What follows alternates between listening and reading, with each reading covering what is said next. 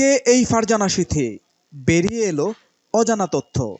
কোটা সংস্কার আন্দোলনের অগ্নিকন্যা হিসাবে পরিচিতি পাওয়া সেই তরুণীকে নিয়ে আবারও উঠেছে আলোচনা সমালোচনার ঝড়। সম্প্রতি সেনাবাহিনীর এক কর্মকর্তার সঙ্গে বাগবিতণ্ডায় জড়িয়ে পড়েন ফারজানা সিথি নামের এই তরুণী। আগেরবার রাজপথে কোটা আন্দোলনের সময় ইতিবাচক ভূমিকা রাখার জন্য বিশেষিত হয়েছিলেন কুইন বাঘিনী আয়রন লেডি বিশেষণে। তবে এবার ভাইরাল হয়েছেন নেতিবাচক কর্মকাণ্ডের জন্য। গত শুক্রবার শাহবাগ থানার এক ঘটনাকে কেন্দ্র করে সেনাবাহিনীর এক কর্মকর্তার সঙ্গে উত্তপ্ত বাক্য বিনিময়ের ভিডিও সামাজিক যোগাযোগ মাধ্যম ফেসবুকে ভাইরাল হয়। তারপরই সামাজিক যোগাযোগ মাধ্যমে প্রশ্ন ওঠে, কে এই ফারজানা সিথি? তার ফেসবুক প্রোফাইল থেকে জানা যায় তার বাড়ি যশোর। তিনি আন্তর্জাতিক স্বেচ্ছাসেবী সংস্থা দ্য হাঙ্গার প্রজেক্ট বাংলাদেশের বরগুনা সদরের সাধারণ সম্পাদক। ফেসবুক প্রোফাইল থেকে তার শিক্ষা প্রতিষ্ঠান সম্পর্কে জানা যায়নি।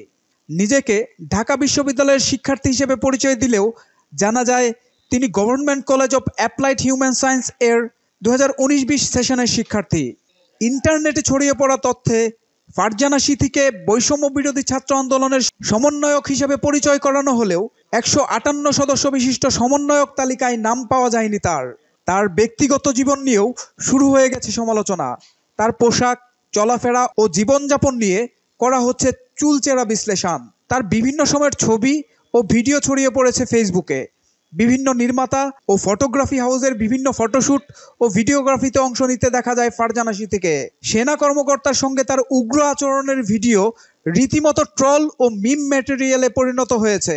ফারজানা সিথির এমন ঔদ্ধত্যপূর্ণ আচরণের সমালোচনা করতে দেখা যায় নেটিজেনদের। অন্যদিকে উস্কানি ও অপমানের মুখেও পেশাদারিত্ব বজায় রাখার জন্য প্রশংসায় ভাসছে সেই সেনা কর্মকর্তা ক্যাপ্টেন আশিক।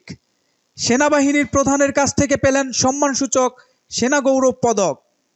সোহেল মাহমুদ, দৈনিক নতুন সময়, ঢাকা।